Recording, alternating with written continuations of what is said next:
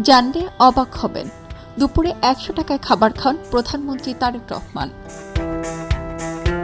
তারেক রহমান প্রধানমন্ত্রী হিসেবে দায়িত্ব গ্রহণের পর থেকে সাধারণ জীবনযাপনের জন্য বহুবার আলোচনায় এসেছেন। ভিভিআইপি প্রোটোকল, সরকারি গাড়ি বাড়ি পরিহার করে সাধারণ নাগরিকদের মতো চলাফেরা এবং রাষ্ট্রীয় ব্যয় কমানোর উপর জোর দেয় বিষয়গুলো নজর কেড়েছে দেশের সাধারণ মানুষদের। যেখানে দেশের পূর্ববর্তী সরকার সরকারি কার্যালয় ও বাসভবনে বিলাসী জীবনযাপন করতেন, পেতেন ভিভিআইপি প্রোটোকল, তাদের খাবার ও বিলাসিতার জন্য ব্যয় হতো কোটি কোটি টাকা। দেশের বড় বড় হোটেল থেকে আনানো হতো খাবার এবং প্রতিবেলার খাবার তৈরি হতো বেশ যত্নে বিখ্যাত শেফদের হাতে। সেখানে এক ভিন্ন দৃষ্টান্ত স্থাপন করলেন তারেক রহমান।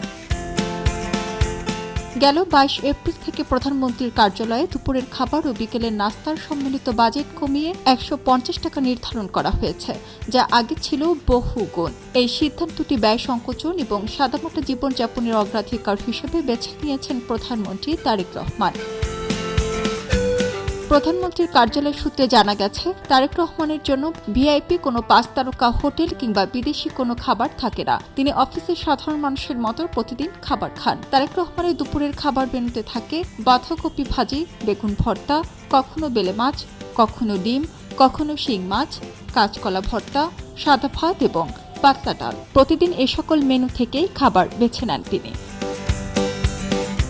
নেটিজেনরা বলছেন, এ ধরনের আচরণ শুধু একজন প্রধানমন্ত্রীর সাধারণ জীবনযাপনই নয়, এটি রাষ্ট্রনায়ক ও নেতা হিসেবে সাধারণের কাতারে নেমে আসার গুণ। জনগণের মাঝে কোনো প্রাচীর থাকে না। বাংলাদেশের রাজনীতিতে ক্ষমতার কেন্দ্রস্থলগুলো বিলাসিতা, প্রোটোকল এবং প্রাচুর্যে আবৃত থাকে।